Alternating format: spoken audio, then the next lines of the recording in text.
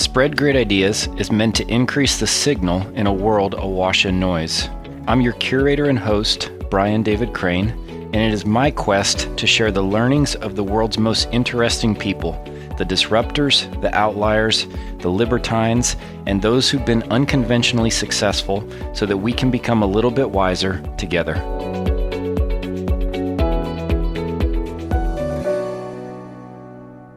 I am sitting here with a friend of mine, Freya Savage. I might be saying her first name wrong. It might be Freya. They both sound beautiful, actually. It's Freya. Freya. And she is a practitioner of, I would call it raw food, knows a ton about raw food.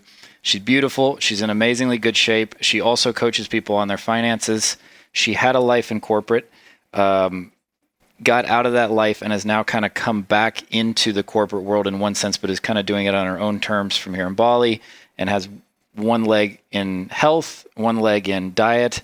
Those two are a lot of times tied together, and then one leg in finances and making sure that your money house is in order, I would say. And so the first thing, as I kind of wrap up the introduction for Freya here, is her name is so badass because Freya is a Norse goddess of war, and I don't really know all the background on Freya as from a Norse mythology standpoint, and then Savage is her last name. So if that doesn't give you an idea of how much of a warrior she is, she's going to tell you. But that kind of sets the context, yeah. Thank you. Every time someone says to me like, "Oh, what does Freya mean?" I want to do a hair flick, as if like I'm in an advertisement or a movie. It means there's so many different meanings to it, but my favorite is the goddess of love and beauty. That's a different one. Okay. Yeah, because most of the Norse gods are, they're like warrior, they kind of battling it out and different and love Valhalla. This as well, actually. Yeah. Okay. Yeah. It's got I know that she is a central character in Norse mythology. I don't know a lot about her, but it's a cool name. She's kind of multifaceted, kind of like me. Okay. Like when you were doing the introduction, you're like a bit of this, a bit of that, not really sure. One leg in here, one leg out there. Yeah. Yeah. It's a Venn diagram with multiple circles and there's an overlap and you're in the middle of it. And, I think as humans, we are multifaceted. And this whole thing about, which we've spoken about briefly around you must be good at one thing and niche that. That's very popular right now, in the entrepreneurial world, is niche one thing and really hone in on that particular thing and go for that. And know exactly who your audience is, exactly who you're marketing to. Can I swear on this? Yeah, sure. Okay, good. I say fuck that. Be who you want to be, do what you want to do, and it will all naturally flow. Absolutely, you said, I've got one leg in here, one leg in there. And I was actually, I put my whole body in. I go fully into each particular area. It's not I'll just kind of take a little bit off the surface here and a little bit off the surface there. Whatever I do, I dive in deep, which is why now I'm doing, I'm managing raw food trainings. I'm doing plant-based nutrition trainings. And I'm also doing teaching people about money mindset, about investment education, because I go all in to whatever it is that I'm doing at the time. So I think that this whole idea of, you must, to be really good at something, you must focus just on one small area, can be contractional for some humans. Well, one thing I would say on that is that you've definitely dove in deep around these areas, but in kind of sequential order, right? So, for instance, when you and I met a couple years ago, I think you were just coming to Bali, and you were just starting with the founder of Seeds of Life, right? And so that you were kind of getting into raw foods. Now you've mastered it. Now you're teaching it to other people, and I assume the same trajectory took place with finance as well. Is that you got into it, you learned a lot, and then you've come out and started to use it on the back end. And then you kind of you might feel this as well, that once you get into something, you realize actually it can never be mastered. There's always more depths and nuances to it. And it's that saying, the more you know, the more you realize you don't know. Yeah. And so it's so interesting, to just unlayer. It's working through yourself, all these layers and layers and layers and layers. And it's the joy of the process of exploring something in relationship to yourself. So exploring wealth and how do other people do it? Like, how do other people invest? How do other people manage their money? What do the experts say? And then to actually become an expert and to learn all of that and to then have a base, which is also what I teach in my programs, like when I'm helping particularly women around building businesses and their money mindset, is first learn what the experts say. And then you can embody that and you can feel what feels good for me and what doesn't. And then throw it away if you don't want it anymore. And so what is some of the advice that the experts say that a woman would typically take on and then potentially throw away? Right. So let's go with the business side of things. Yeah. Let's say you are you're launching a online program. So typically the experts, like Jeff Walker, he's a master, he's incredible, and he's the founder of Product Launch Formula. Right, Product Launch Formula. He has he's an automation guy. And there are like all these steps to launch your program. But what typically ends up happening, it does work, mind you. Yeah, it does he's work. Made a lot of money doing it. Yeah. It really works. But what happens is, particularly for women, is it's not the feminine way. The feminine way is low tech, high touch. The feminine way is to move with flow rather than to have an outline strategy of what they're going to be doing every single day. And what happens if you're doing, like if you create a strategy maybe at the start of the month, maybe it's a 6-month long, let's say, launch strategy, which it doesn't need to be that long either. But let's say it is, and you know what you're doing every single day for the next 6 months. In my experience, what happens is you look at that and you think, oh my God, this does not feel good. Like, this is not out of inspiration. Where's inspiration gone? And you're now putting, like, you're cosmetizing or, is that the right word? Like, making things cosmetic. You're taking away the essence of you. Okay. And you're putting it doing in a the spreadsheet things effectively that are kind of manipulative, And why are they manipulative to come out with like a detailed plan? It can be manipulative in the sense of this is what has worked for other people. Okay. And this is how you'll make money. And this is who you're targeting. This is the kind of price point that you want to target them. This is how you sell to them. Okay. It's like it's so far removed from your own message of just being an artist. Okay. It's like you're now painting based on what other people want you to paint and pricing it at a price point that you think is going to work in the market. And the artist in you then gets shrunk, So in what you're saying, you have the artist and the feminine is effectively the same thing. Right. Okay. Correct. So then what's the counterpoint? The masculine is what? The operator? Yes. Or what? And absolutely you need the masculine. Yep. Automation is also important because it creates more space for you to be in your genius mode. Absolutely. But what can happen, particularly if you don't have a big team, is you end up spending a shitload of time trying to automate everything and you're no longer in genius mode. And actually what would have been the best thing for you to do and to attract your people and to get your message out and to have fun, which is the most important thing, right? Like, what's the point if you're not having fun? Yeah. Yeah. So then you keep doing it and you're inspired is to just share every day, whatever you want. Like just go out and just share. Maybe it's just in a Facebook group. Maybe it's a blog post. Maybe it's a podcast, but to allow it to flow. The other thing is when you're in this mode of like automation and strategizing, which I'm not saying totally get rid of that, but if you're totally in that world, then you're not going to be able to see opportunities that come up every day. Like, for example, if I had, let's say I was like, actually I can't do this podcast because it doesn't align with my next launch and can we do it on this other date instead? Then it's just, I'm trying to control everything. And if you allow things to move with flow, and you go with the opportunities, then sometimes greater things can happen than you can even imagine. Then your strategy could even, that the result of the strategy that you want, the result you want from your strategy know that there is something even greater than that that we don't even know. Possibly. Or something much worse than that. Or something much worse. But that's a mindset thing as well, right? Well, it is a mindset thing. I'll share a personal story, which was that I had hired an apprentice. I had a couple of apprentices here over the past couple of months, and one of the guys was deeply a creative.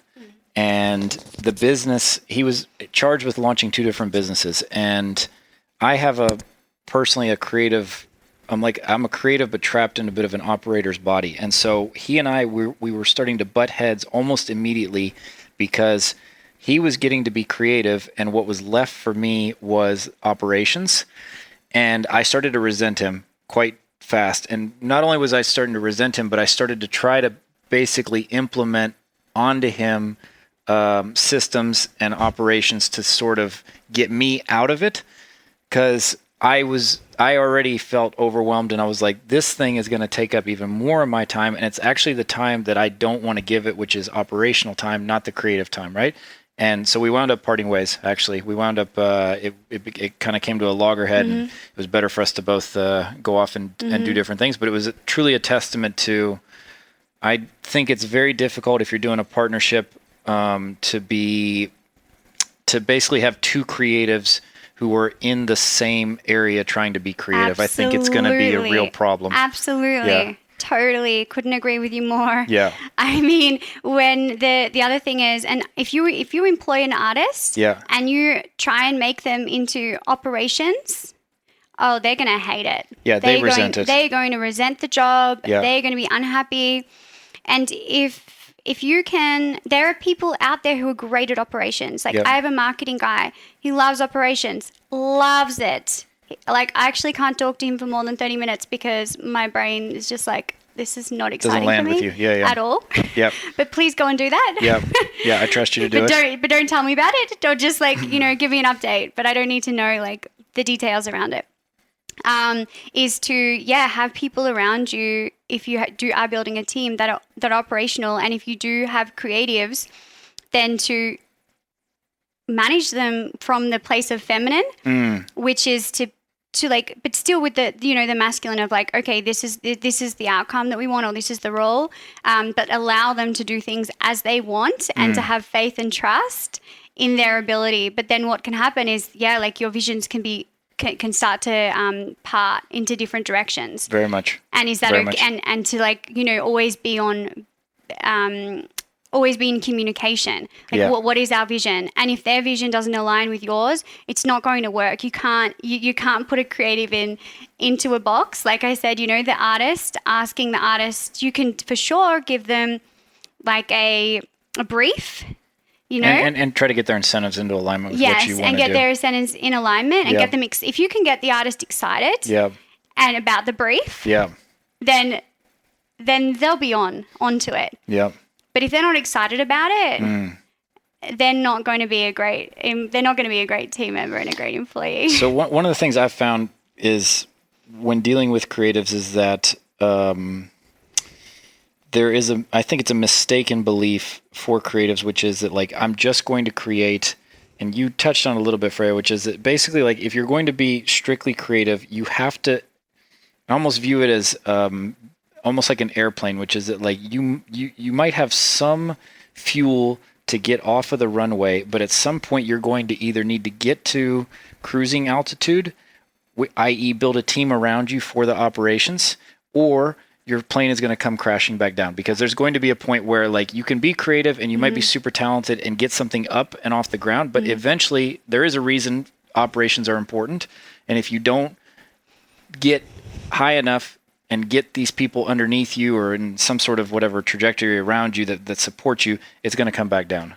Absolutely. Yeah. And this is where, I've been working with some of my clients on embodying this archetype of the queen, which is someone, she's like, she's in flow, and she wakes up and she moves with her day, but yet she still gets stuff done. She still has a teamwork who are behind her, and she's still an action taker, and she's still into having order.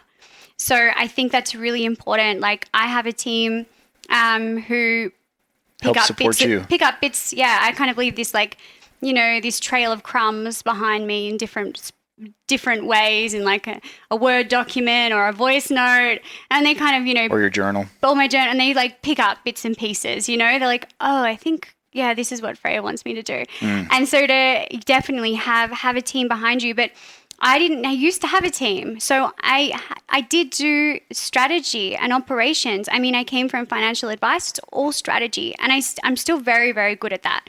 And there is something that I really enjoy about that for sure. But right now it's not something that I need to be doing.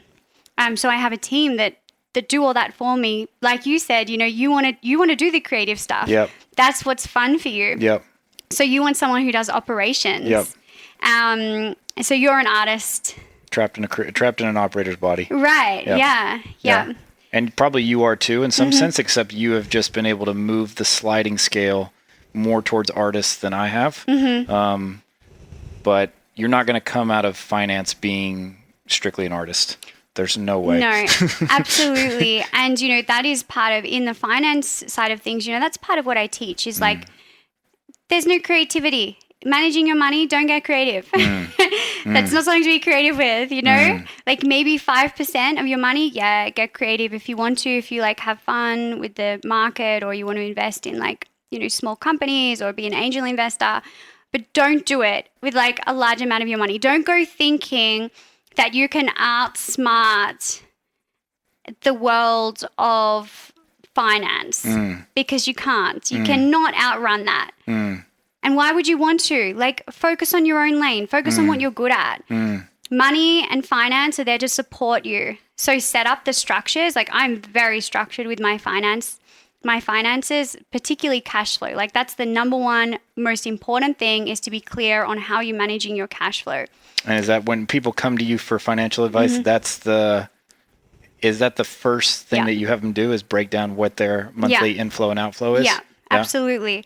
And it's not so much of like, people can feel contracted by that. Like, oh, I've never done a budget before. Oh, things change every month. Yes, of course they do. They do for me as well. But it's also, on the energetic level, is also to be aware of like what's coming in, what's going out. Because if you're not watching it, well, how is more going to come in? Like on, the more the esoteric it's not really esoteric. It is practical. The money mindset stuff is, imagine money as a person, as a lover. Okay. And I got her in mind. Yep. And you're like, oh yeah, I'll look at you next month. And you're not watching like what's coming in, what's going out. You're not grateful, or even like, where is money? Why hasn't it shown up for me this month? Well, what have you been doing for money? How have you been feeling and thinking about money? How have you been treating money? How do you carry money in your wallet? How do you handle money? How do you pay for something? Are you like, oh, another bill? Or are you grateful for the service that's being provided? Do you feel like money's going to run out? Or do you trust that, have faith that money's abundant and money loves you? And these types of things are really important. Like, how are you treating money? So then on the practical side of things, like I don't call it a budget. I call it a spending planner. Because sounds a budget sounds nicer because I'm also in financial advice. The way we did things was, let's reduce spending to increase investments, increase wealth. And I'm not for that. Like, I'm so not for that. You want to increase the top line. I want to increase the top line. Yep. And sometimes that actually means increasing spending. Like, I'm of the belief, if I want to fly business class, I'll fly business class and that's going to make me money. Because it lifts how often do you fly business class? Lifts my vibration. Not that often. But when I flew business class to come here, actually. Yeah, but when I feel like it, I do. And to be okay with that, or like, and to not think about, oh my God, this is so much money. How can I afford this?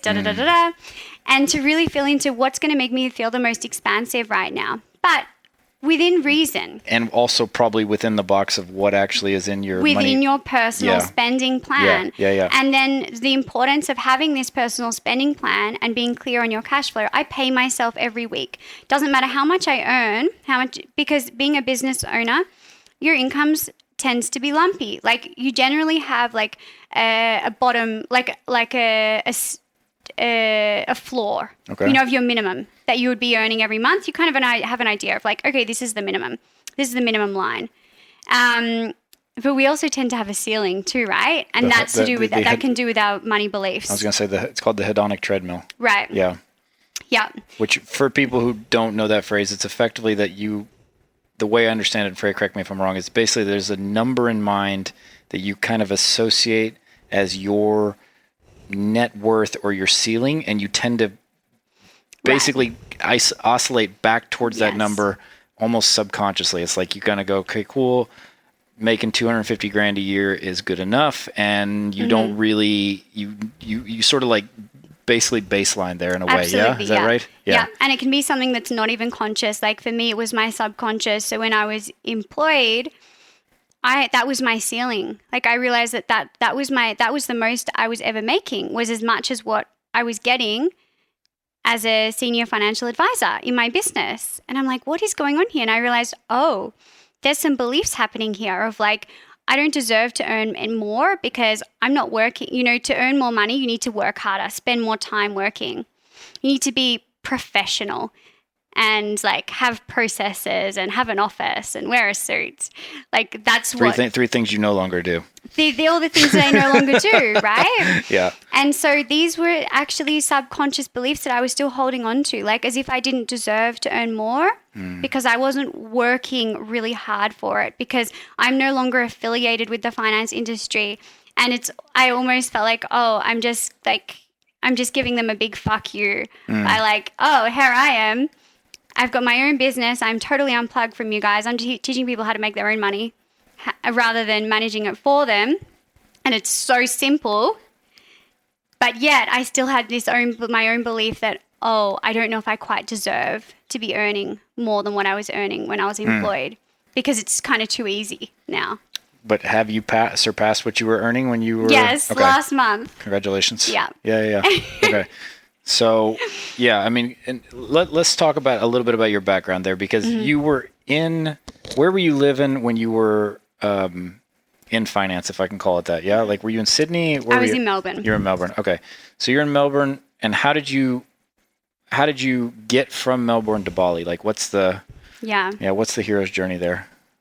So, like a lot of people. Yeah. Well, I think it's a lot of people. I had this like burning desire to do something more and experience more, to be more. I just knew that there was more. Were you in Melbourne basically commuting every day to an office, and you were expected to be there from whatever 8 in the morning till 6 in the night or whatever it was? Spot on. Yeah. All right. Got it. Yeah. And you're wearing a suit. Yeah. And you're whatever in your 20s, and basically okay, like done just the thing, grinding. gone to uni, and then got an internship, and my boss there I only worked with men. I only had men in the office always, and if there was a woman, she'd be like the token HR or the admin assistant. Or the receptionist. Yep. So I found myself in this really like masculine world, and for those who aren't familiar, Australia is fairly masculine in general in terms of like there's a bit of like, you know, outback attitude, and your dad, from what you've told me about him, he's quite masculine. He's teaching you how to box, like there's and he's a runner, but interestingly he's kind of an artist. He's got some He's got some of the feminine flow. Okay. But I think it's not expressed. Okay. Which causes him some Angst. dis-ease. Yeah. And you know that's part of the thing that I part of the issue that I saw is that you know we're taught to be a certain way, and that doing and being productive, that's how you become of value. So I started to do ultra marathon running, because I had this desire of like... Which is running like 100 miles at a time, right? Yeah. I haven't done 100 miles, but 100 kilometers 100 in the mountains. Okay. Yeah. Yeah. Insane. And because I desired to like push I wanted to see what was there, like what's at the edge. And I did a lot of track too and cross country, and got really into running because I liked the discipline of it. I found that there was freedom in the discipline. And same with yoga. Like I started to get into yoga, and I started with Bikram, which is kind of the most intense one, and then did a yoga teacher training while I was still in corporate. And this whole other world sort of opened up slowly. It took its time, with the running, the yoga. And then I remember sitting at my desk one day thinking, I wish I'd get cancer. So I had an excuse to get out of here. So I could get out of here. Like not terminal. Yeah. Just something that but would put just me home. something that will I just need something. I need something to get me the fuck out of here. Because I know right now I'm comfortable. Like I'm earning good money. Like I've got great friends. Nice place to live. Got a nice place to live. Like Fight Club almost. It's like I just need I need something. And I thought the running, the ultra marathon running would kind of get, that would be enough to satiate it, but it didn't. Good word. And I would travel often, and I would go and I'd party, like extreme partier. I'm not insured anymore, so I'd take cocaine, and like I would just I would party all weekend, like on huge benders. And to me, that felt there was freedom in that, because in those moments, there was like nothing else mattered. I didn't need to be productive. It felt like I was connected with other people. Whether I was or wasn't, I don't know. But that's what I felt like at the time, getting like wild and dirty and like raw. And that's what I wanted, like the rawness, the realness and the rawness. It felt so fake. All of it. Everything that I did. And I'm glad I didn't get cancer. But what did happen was it just eventuated that I was like, I can't take it anymore. I'm going traveling. But of course, I couldn't just go traveling. I needed a goal, because I was very goal orientated. So I decided, okay, I'm going to cycle with my partner from Phuket to Bangkok. Okay. How far is that? About 800 kilometers. Okay. With all our luggage on our bikes. And I was like, yes, that's something I could do. I was actually wanted to run originally, but my partner has 20s ACLs a few times from fighting. So not like street fighting, but like martial arts. So we decided to cycle. And it's so funny, because it wasn't until 6 months after I'd left and we'd done the trip that I really softened into like not being productive, that it's okay not to do things. I was even making YouTube videos at the time of like our travels. And I'd be like, I have to do this. I have to do this. There has to be some kind of work product that comes out of There's this. got to be something productive. There's got to be something productive coming out of this. And it took me a long time to really like soften in and find some space. And what year was this? This was 2017. No, 2016. So roughly 3 years ago. Yeah. Yeah. And we moved to Joburg for 6 months in South Africa, and my partner was working there, and I was like kind of like a housewife, and I had all this time and all this space. I'm like, wow, I need to fill it with stuff. So I did a plant-based nutrition course. I did the Seeds of Life chef training in Bali during that time as well. And I got a call from a girlfriend of mine who had a financial advice firm, and they worked with millennials. Okay. And she's like, what are you going to do now? I'm like, I don't know. I'm not going to go back into finance. I don't want to have a boss. I don't want to work in an office. I knew the things that I didn't want. And she was like, that's a shame. I would love for you to come and work with us. And I'm like, no, I don't want to do that. And then at the same time, I had another guy. She's in Melbourne. She was based in Melbourne. Yeah. And then I had another advisor also contact me, who had a really amazing firm.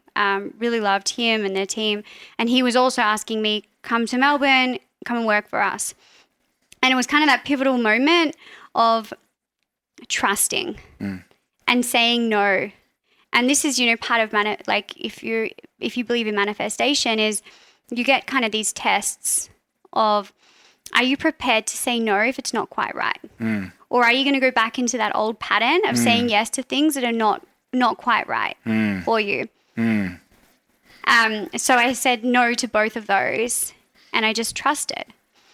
And then I had another call from my girlfriend who had the firm for millennials, and she said, look, I've spoken to our investors and we're going to change the whole structure of our company so we can work together as a team. So you don't have a boss. You get your license under us. We'll give you a team, an admin assistant, a paraplanner. You'll have a psychologist you can speak to about your clients. You'll have a sales coach. You don't need to do anything. We just split the membership fees. Okay. Yeah. We don't do commissions. In Australia? That's such a dirty word, in Australia. Okay. Right now. But yeah. The fees. Okay. And so I started to do that, and I did it for a year, and it was amazing. Like, I got to work with people that I actually wanted to work with, young people, and I got to make a difference with cash flow and like simple investments and educating people on personal finance. And Yeah. And it was more than that. It was coaching was involved. So it just naturally happened that they get coaching sessions every year, and they could book in a session with me whenever they wanted. But you didn't necessarily need to go back to Melbourne to do this. You were doing this remote? And it was all online. Okay, yeah. So I could work from wherever I wanted. Yeah. I remember the first time I had my first coaching session booked in, I was like, how do I be a coach? Like, what do I do? And Googling, like, what do I do? And like reading, the strategy of like being a coach, of like, these are the steps and to listen and da-da-da. And I wasn't even listening to what they were saying because I was so focused on like making sure that I showed up in a certain way, that I showed up professionally, that I gave them the right answers. So I was still in that paradigm. Like, I had quite a lot of stuff to shift, and eventually I left the business because my girlfriend left. Her and her partner got a divorce, and he took over the business. You didn't want to be in it. I wasn't aligned so much with him and the way he did things. So as soon as when I found out, he posted this video to all of the advisors. There are about 5 of us. And as soon as I was watching him, I was like, nah. And I've really learned to trust like my intuition. And so I gave him a call and like, look, I'm going to transition out. I had no idea what I was going to do. That same day I made a call. How does it work in Australia? Are you able to take the people who've been working with you to another advisory, right, or you have to are they tied to the advisory? So this firm, the deal was, the other thing about this deal was, it was amazing, but I didn't own the clients. Yeah, okay. So I just left everything. So they stay with the advisory. So I'd created over a few $100,000 in recurring revenue in that year, reoccurring, not even the upfront. And so I just left that. Yeah. Left all that. And it was another moment where it's like, what am even, we did do insurances, and we do take commission from insurances. So I had like quite a bit of commission coming through the next month. And I was like, okay, do I wait for that to come through? And I'm like, no, just do it and trust that it will work out. And so that day, I'm all for listening to these pings that come through. I call this person or reach out to that person or go and chat to that person without even being rational about why, what's the reason, what's going to be the result, just to do it because I trust that amazing things often will come from it. So let me ask you one thing here, because I often hear something along these lines, and I want to make a point, which is you have a partner, you're in a relationship, you probably also had money saved. No. You did not have money saved? No. Okay. So you were gambling, you're at let's call it the blackjack table of life, and you have no cash by which to play with, and yet you still rolled the dice. Yeah. Okay. I'd spent a lot of two analogies I'd spent pretty much everything traveling. Okay. And then within that year that we'd moved back into Melbourne. Okay. And there was like, I had a lot of, the way that I lived is quite expensive. Yeah. In that sense. And I had a bit, but not enough to be like, not enough runway to last me a year or anything. I had enough runway to last me maybe 6 months. Okay. So yeah, I had enough. Okay. You weren't on the street, in other words, but you weren't like Yeah. Yeah. I mean, the other thing is people use that as a roadblock. That's an excuse I find often. Like, what is enough? You know, it's always going to be more. And to even dive into those fears. So what if you lost everything? Yeah, that would suck. It would suck, but you'd be okay. Yeah. Right? Yeah. You would be okay. And there would be something that, I mean, Richard Branson, like he's gone bankrupt so many times. But you're in finance, you know about mitigating or at least managing risk and knowing what your risks are. And so there's sometimes that you take a calculated risk. Absolutely. Because there's different variations and flavors of risk, right? So I wouldn't go and tell like my clients, I don't go and say to them, hey, quit your job today. Yeah. I would say start the side hustle and then transition slowly. But for me, I was very clear on like, I knew that I could easily get clients. Like I had that belief and I'd seen that over the last, year of working for this other firm. Well, you've done it twice. You've done it previous as well. Yeah. I knew that I was like really great at I knew that I was an expert at what I did. So I had, total faith. Like I was like, I know this is going to be okay. And that very day, I had a ping to like speak to someone who'd contacted me a few months before. They wanted to work together, but the offerings that we had didn't fit with what they wanted. So I called them up and I said, hey, I'm starting my own thing. I'm not able to give investment advice, but I can do even better than that. I can teach you how to manage your own investments, teach you how to manage your own money, but it's going to take you putting in some work at the start because I'm not going to do it for you. And they were like, yep, sold. And so I mean, that very first day, I'd made $3,500 just from one 5-minute phone call. And I was like, okay. There's something here. It's gonna be okay. Yeah. Yeah, it's gonna be okay. Okay. To do this, and it felt really good to be able to move freely and to. Actually, the best thing about it, there were many good things, but is not having meetings put in my calendar that were bullshit meetings that I didn't want to go to. Like staff meetings, it's like I just loved having my freedom, and that's one of my biggest values. And pretty much everyone's value is, freedom is top, and then it's love. I think you and I were talking prior to the recording about safety being important for some people. Right. Yeah. I don't know. I think Bali or Ubud in particular draws people who they really oscillate towards freedom. I don't know if that's true with everyone else, let's call it. I'd be really interested to actually find out more about that. Yeah. Is it just the people that I know? I probably imagine that it's like a sample size question where you're not coming across people whose safety is their primary motivator. Yeah. I mean, but when I think about my friends back home, they're very safety orientated. But does that make them feel happy?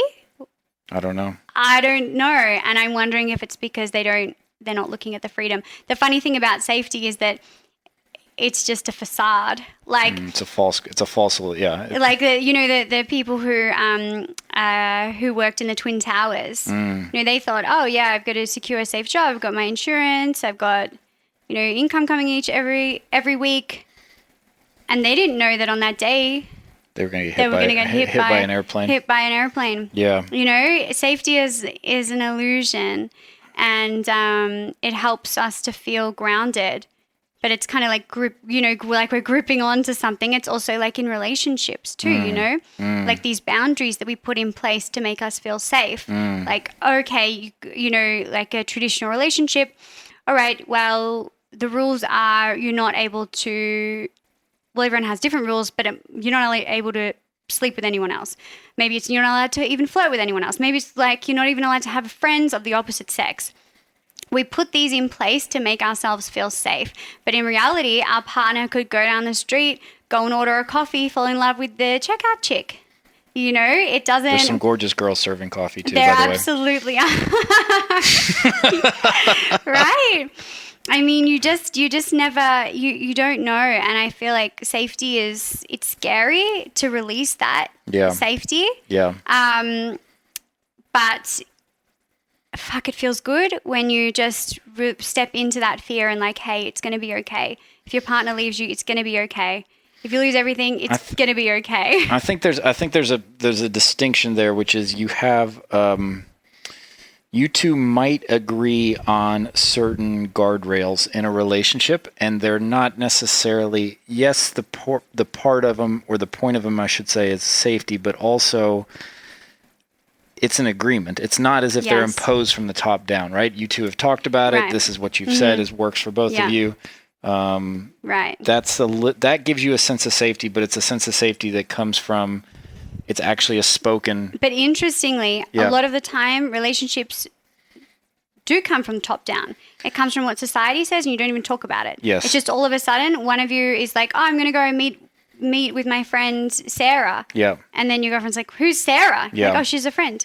What? Yeah. You can't go meet with it. And you're like, whoa, because you have different ideas. Yeah. And so what's actually happened is it has come from top down. Yeah. Like you've never actually agreed upon it. Or there's unspoken expectations. There's unspoken expectations. Yeah. My partner and I, in the January this year, we decided to actually open our relationship. And because we were like, well, who made these rules? Like, are these the rules that we've been living in? Are these the ones that suit our relationship best? So we opened our relationship, and we were very, like, we had weekly meetings about, like, who are we talking to, what was going on, how are we feeling. We got a relationship coach as well. So we were, like, all fun. Like, we just wanted to be as supported as possible. Maybe this was another illusion of safety. I don't know. Yeah. And we did have agreements in place with like what we spoke about, and we had everything. You're 12 months into it now. No, we closed it. Okay. Because of this. Okay. Because probably about in July, we closed it down, and we decided that didn't work for the two of you. It didn't work for us. Yeah. But how great is it that we've designed our own relationship. It wasn't just like, okay, well, this is what you're meant to be doing. We've like went and explored the different boundaries or the agreements, and like this is what's working for us best now. And maybe that will change again in the future. But to actually go and explore for yourself, like if you do want to create, safety, or you want to create agreements, then rather than just doing what you think you should do or what someone told you is the right way, to instead to go and to have the courage to open those agreements up and go and explore that. Yeah. For a little while. And then maybe it does look like, you think you want to have your own business, and maybe you go and explore that, and you're like, actually, you know what? I really enjoy getting the weekly salary. That feels really good for me. It gives me time to spend with my family. Then do that. Yeah. But like, don't do the things you think you should do because you've been told that. Yeah. And we often hear that being said, and we're like, oh yeah. But really, like, think about how it impacts every day of your life, your relationships, the way you eat, the way you sleep, the way you communicate, what you wear, everything. And so what have you found to basically snap people out of? So let me paint it a different way. So you imagine you're traveling along, and you know that you want to make a shift, but you're not really sure where to start that shift.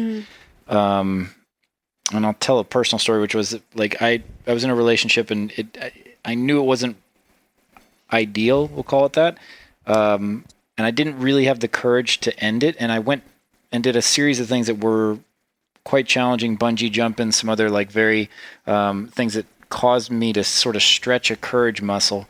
And then I came back, and we ended the relationship, and we ended the relationship. And so, but it was due to kind of having the courage from another facet of life, which then transmuted itself over to having this difficult conversation. So for someone who says, okay, cool, like I know I want to make a shift, where do they start? Like what's the activity that they do? Yeah. Is it like, it's, we look at things like even in, the introduction of me, it's like, okay, wealth, health, food, but everything's the same. Like the underlying substructure is the same. The underlying substructure is the same. It's not what we do, but it's who we are, and who we are in each moment, rather than like who we are when we're in a relationship, who we are when we're in business. And so if you can go into what scares you. Yeah. It's like start small, like you did. Although bungee jumping scares the shit out of me. To me, that's big. It was very scary. Right? Yeah. It was, and we did it a couple times on that trip, and it was every time I didn't really like it. Yeah. Shit. Yeah. That's not my vibe. Yeah. But as a woman, you're a woman who has quite a bit of courage. I think probably more than the average woman that I know. So how how do you cultivate it, or what is it that you attribute that to? Right. Is it due to your upbringing? Is it due to some because a lot of what you're talking about is due to you having the courage to basically say no, Right. or to have difficult conversations. It's a few things. The first is, I would say, discipline. Okay.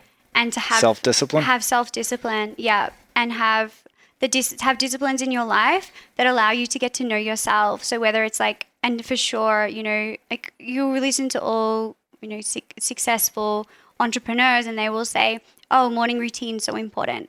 And it's absolutely imperative to have like a space for you in the morning where you're not reminding, Joe Dispenza talks about this, you're not reminding yourself of who you were yesterday and the day before by picking up your phone, by having a coffee, by reading the newspaper, then you're going into the same patterns, getting triggered again.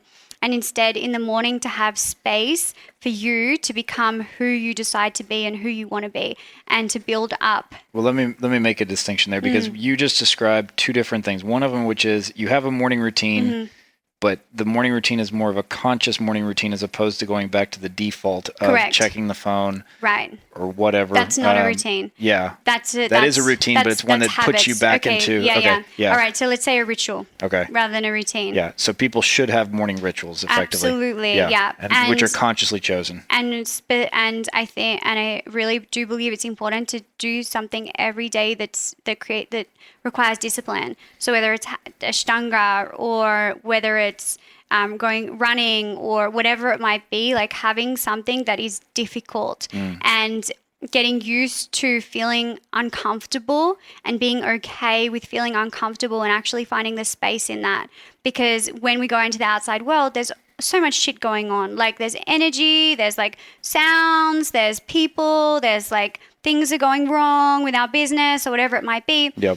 And if you can't even have your own morning ritual, yep, where you've created it yourself, yep, and you're unable to even like stick through a practice, yep, then how are you going to manage to get through your day when all of a sudden you step outside into the larger world? Yeah. So I want to ask you, so like you're in a relationship, you got a partner. How do you maintain morning routines when he's around? And let's assume that you and him are, I don't know, you're on different schedules, or he likes to do certain things in the morning. And so how do you handle that? Yeah. Well, this is important, right? Is also to have people in your life who are supportive, and they uplift you and they help to expand you.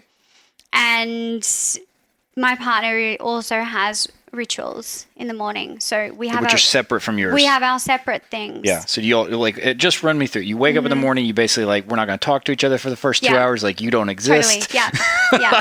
We wake up. I mean, maybe sometimes we'll make love in the morning. Yeah. And I'm all for that. It's also, about not being like, if something great, great opportunity is happening, or you're feeling like, to also be in flow, but then to go into your morning ritual and then to do the things.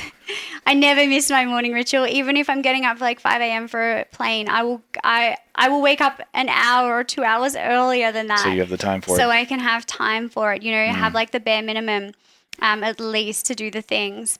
And so then in order to honor that time, what do? You move things the night before. You basically, like, you're with friends. That's 7 o'clock at night. You're like, I got a flight the next morning. Absolutely. I got to go. My priority is me.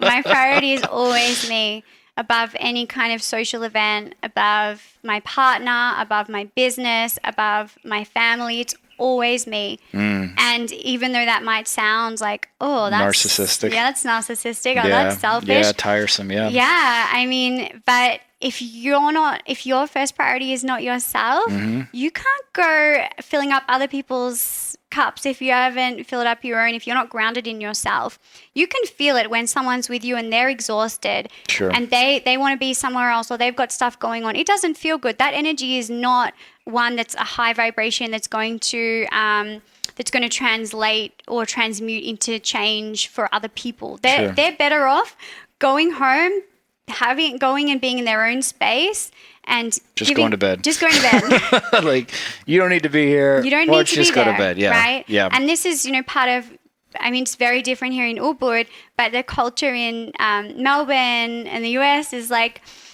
oh, there are things that we should do and have to do. Or what about somebody says you should just tough it out? that you made a commitment. This is somebody's birthday party. It's important. And it's a friend of yours' birthday party, and you say, I can't be there because I have a flight the next morning. And they're like, I'm crushed.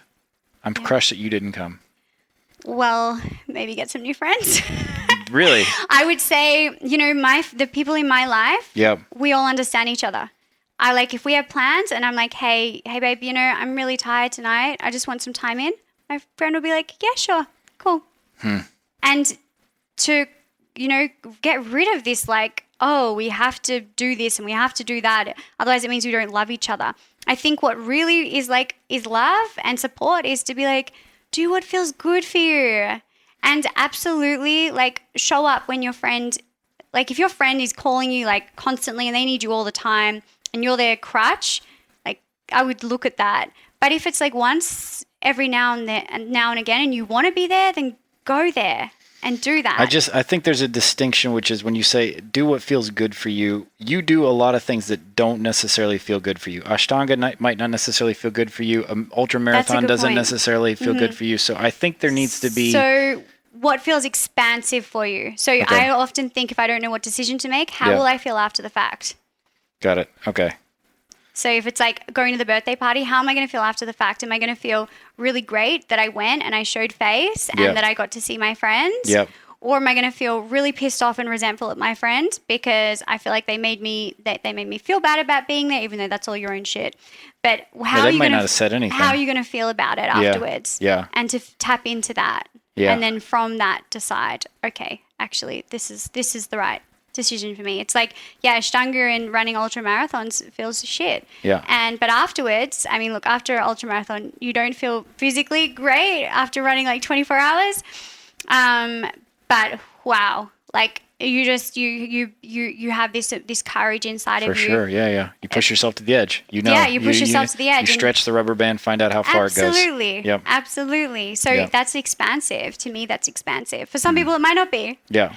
And that's why I think there's no right or wrong. There's no your answer to that question might be different to my answer, because what makes me feel expansive might be different from what makes you feel expansive. Mine, I go at it in a different way. I'm basically, I come at it from a philosophical perspective of how would I want, if the situation were reversed, if it was my birthday and this person calls me up and cancels at the last minute and tells me that they're tired, I would be upset. So I wouldn't necessarily want to do that to someone else. And that's a bit of the golden rule where I would say, to do unto others as you would have them do unto you. It's not, I think there's a place for expansiveness, but I also think that if you strictly orient yourself around expansiveness as being your one litmus test for making decisions, you're going to wind up, it's too narrow in a way. It doesn't take into account other people. Yeah, I totally get that. And I see that and I feel that and I disagree with it fully. Why do you disagree with it? Because you're talking about fairness. I'm talking about treating someone else as I would want to be treated. Yeah. Right. Yeah. And the thing is, everybody has a different scale of what's important to them. So, let's say we went out for dinner. Yep. And there was 10 other people there. Yep. And the chef brought the same thing for everybody. Yep. The same portion, the same dish. You might be like, oh, this is amazing. I love fish. I'm going to be like, I hate fish. I'm plant-based. Someone else is going to be like, oh, this is too much food. Someone else is going to be like, oh, this is not enough. Mm-hmm. Everybody's got a different idea about what feels good, what feels good for them. They've got a different scale. Mm-hmm. So if we're going around being like, okay, well, I must do to others what I would like done for myself, that person might not give a shit if you go to their birthday party or not.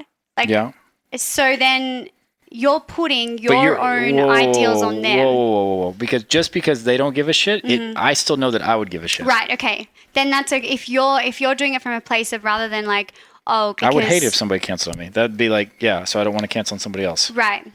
Yeah. But whether or not that person cancels, they can operate as they choose to operate. Just for me, I think you need it to be self-referential, because if it's, so the chef example that you have different, 10 different people at the table and they all have the same food choice. I'm going to guess that your point with that is that they should have all optimized for what it is that they wanted to eat. Now, what if they do that and it results in they're not actually able to eat at the same restaurant? So, for instance, you have one person who's like, I strictly eat meat. The other person's like, I'm only plant. Like, then you never reach any kind of consensus. And this actually is what happens. Yeah. Like this exact example, I was using it like more of a analogy. Yeah. But in a practical world, this actually happens. I mean, we have a lot of students that come through who are going plant-based, and they're no longer able to eat out with family and friends. They choose not to. They choose not to. Yeah. Based on their new values. Yeah. And so, it's difficult. And sometimes it does mean not necessarily cutting people, but it does mean creating a different space for yourself that is supportive. Because if we're trying to fit in to how we think we should be and what the people around us want us to be, then we're never going to transform. For sure. I understand your point. Is that like you're going to be so constrained by whatever this box is that you're already in that you're never going to be able to break out of it, like, right? It's my mom's birthday, so I'll go to the steak restaurant and I'll eat a salad. I mean, do that. That's possible. Yep. Right? So there's always, there's generally flexibility, but if it's like every night, your family go out for dinner and they have steak. Yep. And you don't want to do that. Yep. Then don't do that. Yep. And go and create new space for yourself. Okay. And it can be really painful because we let go of people we love. We're not letting go with them in the sense of we don't love them anymore. We're no longer... You're just going to see them in a different context. We're just going to see them in a different context. Yeah. And the thing is, even if we try and go back to going to the steak restaurant and eating the steak, we're not going to feel good about it anymore because we've changed. And so then we're resisting ourselves and we're going to cause toxicity within ourselves. So it's like recently, right? Well, let me make a counterpoint to that. So let's assume that you decide you're no longer going to go to the steakhouse with your family, and you do it because you believe that doing so causes toxicity in your body. Now, the counterpoint to that is you say, okay, cool. We also know that it's important to be social and that it's important as humans to be around people that you care about and XYZ. And so you're no longer doing this. Black and white, but now you're no longer in an environment where you're around your family. So is hasn't that caused more toxicity? No, would be because my argument. what happens is when you say no to things, there is this moment where it feels dark and it's like, what have I done? Like when you break up with somebody, right? It's like, shit, did I make the right decision? Oh my God, I'm going to be alone forever. They were like a really nice person and all this stuff. Yeah. Right? Yep. And there is this moment where you're like, fuck, maybe I'll call them back. And then you have some space and then you see that because you said no, you have space now for other things to enter into your life that are aligned. But if you don't say no and you're constantly doing what you always did, then you don't make space for new friends and new people to enter into your life. Like I was talking to a guy yesterday. I mean, this is quite extreme. And one of his friends is a liquidarian. I don't know what that means. Explain that. Anyway, I'm just shaking my head. He just drinks juice. Doesn't eat food. Okay. And for this guy, he it's been like a few years and he feels amazing. He has tons of energy. He lights up rooms, but his family, of course, don't support it. They don't support it. They think he's wacky. They think he's lost the plot. So naturally, it's like, okay, what am I going to do? It's like, am I going to save face? And when I see them, I'll do what they want me to do, but it's not going to feel good for me. What is it they want him to do? They want him to eat eat meat and potatoes with them? Yeah. Okay. So that's an extreme. Right. To me, the middle ground could be, why doesn't he take his juice with him while he goes to see the family? Right. But the thing is, the family will have a go at him. Why are you drinking that juice? Okay. Aren't you going to eat something? Look how skinny you are. Okay. Okay. I mean, even my dad does this to me, and I eat with him, but he'll always be, look how skinny you are. I'm like, Dad, I'm the same as what I've always been. It's it's how our parents want us to be, how our family wants us to be, Sure. because they want to keep us safe. Sure. They're not trying to hurt us. They're not trying to be mean. They really just want to keep us safe because it's how they've kept themselves safe. And so their subconscious beliefs are coming through. Okay, you must eat food to be healthy. And that belief comes through, and they look at him and they think, we love you. You must eat food to be healthy. And that doesn't fit with his paradigm. I think that, let me interject here, because I just think that there's a part which is, it's a lack of communication, and you wind up with these very bipolar, very binary choices. So you basically come with, like, whoever this guy is, let's assume that he's not very comfortable just being like, look, this is what it works for me. You all don't have to like it, but I'm not going to necessarily eat what you want me to eat, but I want to be here with you all, so I'm going to bring my own food, right? That's the middle ground. And to have that difficult conversation, as opposed to just, because there's a very, I want to call it, it's like a dark thread to basically be like, I'm just not going to go see the family at all because I don't want to have that difficult conversation, right? And I think that's the wrong strategy. Absolutely. I totally agree with you. Like, absolutely, communicate. Yeah, and like, have the hard like the hard talk. This is who I am. Yeah. This is what's going down for me. This is who I'm still the same person. I mean, they're probably not, but I still love you. I'm still in the family. I want to be here. I want to be here. I love you. But the thing is, sometimes it doesn't matter if you say that. I mean, it's great that you said that. And all you can do is like show up and be the best version of yourself, irrespectively of if that's going to be received or not. And I do think absolutely it's so important to have that conversation first before being like, okay, I'm no longer going to be showing up for you guys because you don't make me feel great. To like first. Because you just keep picking at me about it. Like, we just need to change topics, right? Right. Let's talk about rugby or whatever. I don't know. Exactly. Yeah. At least go into that. Yeah. But from my experience, that doesn't work. Wow, you've had difficult conversations. Maybe 50% of the time, like with family who are very stuck. Yeah. Particularly family. Yeah, sure. It doesn't always work. And so then it's okay.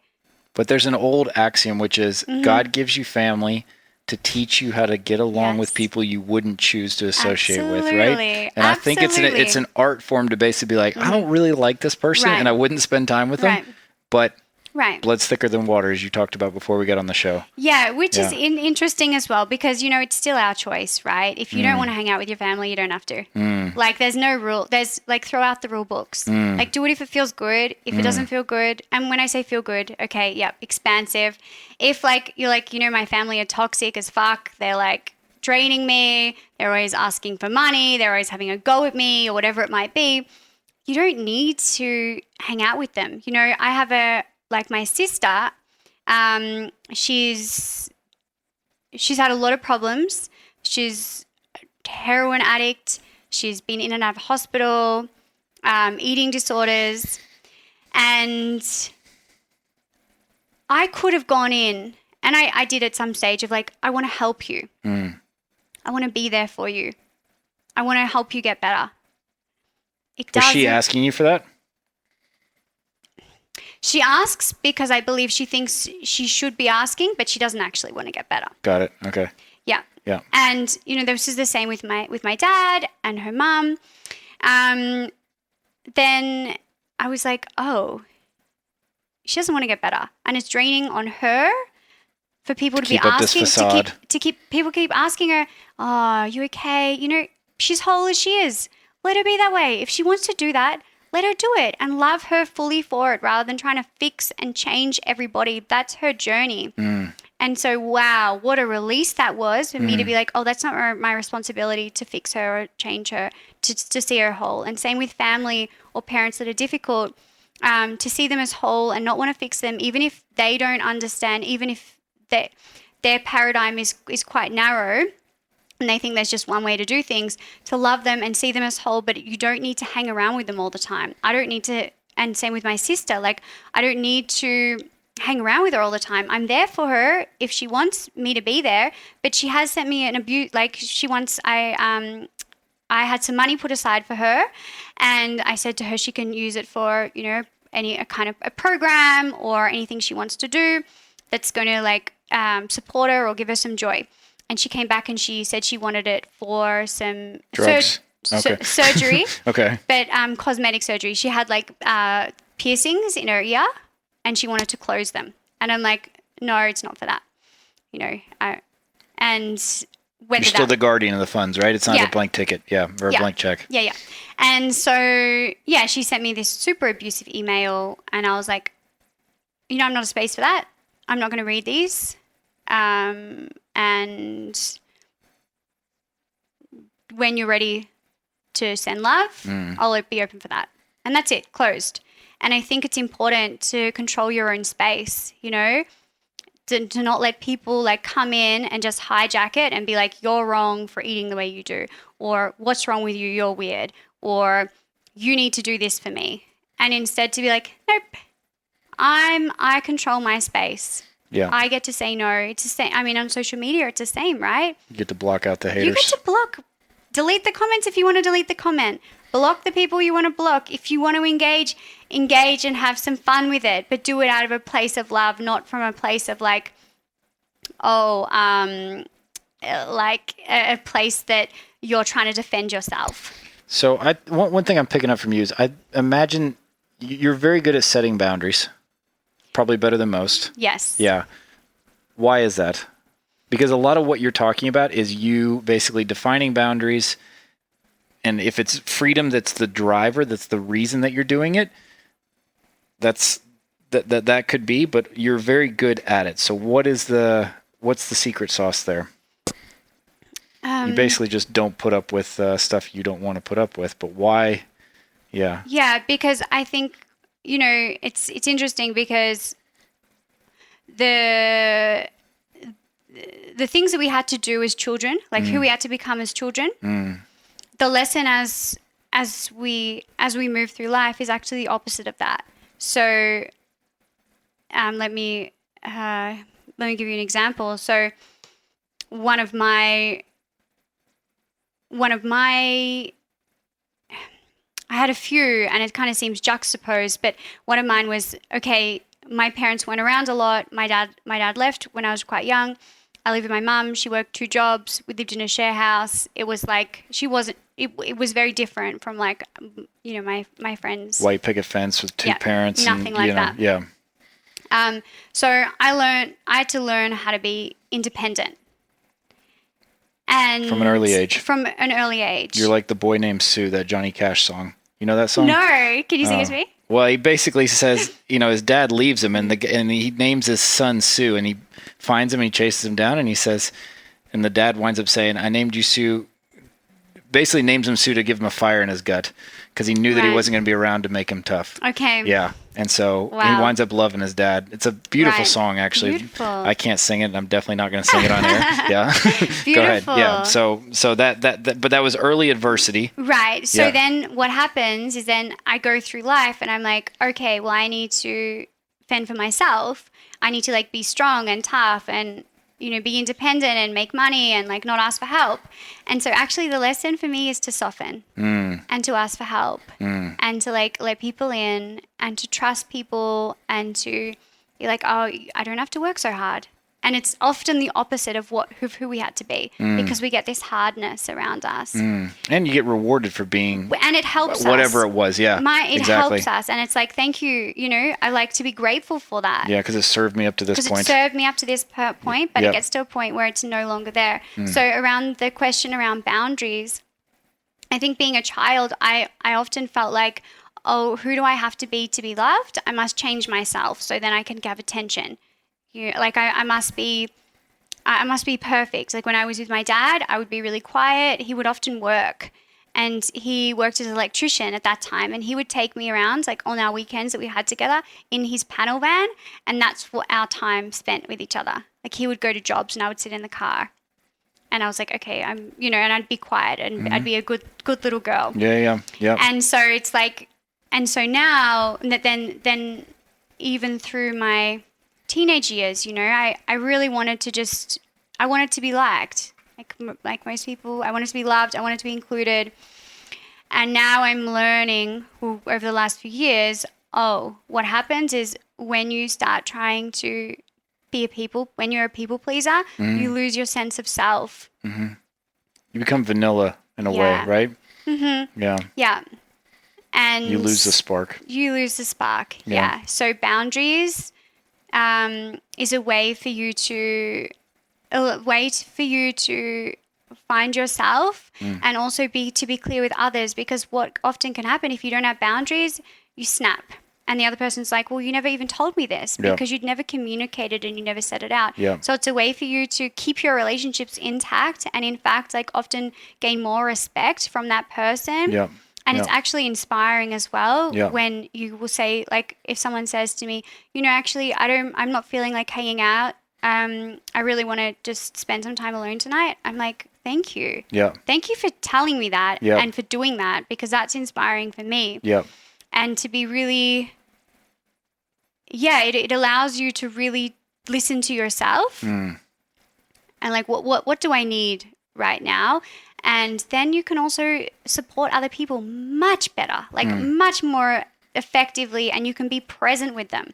Because when you're there, you're 100%. Yeah, you truly want to be there. Yeah, absolutely. Okay, maybe we wrap there. Yeah. Tell people how they can find you online, and if they want to get in contact with you, how to do so. Okay, sure. So you can find me on Instagram at Freya_Savage_, and Freya is spelled Freya. I also have a Facebook group called Wealthy Rebels with a Cause, and I often put a lot of free content up there on money mindset, investment education, cash flow stuff, and it's a really great community that's there, and they're getting great results. Good name as well. Yeah. You're in it? No, I just like the name. Oh, yeah. Okay, yeah. And you can also contact me on Facebook as well. And you've got a website. And I've got a website, which is FreyaSavage.com. There we go. Yeah. Yeah. It looks somewhere between, I think if you go to it, it's not going to be what you expect for a finance site, nor is it necessarily going to be what you expect for, it's kind of somewhere between like a fashion-esque mindset. It's a pretty interesting juxtaposition. I think it matches your personality well. Yeah. Right. Okay. Yeah. Thanks a lot, Freya. Thank you. Thanks so much, Brian.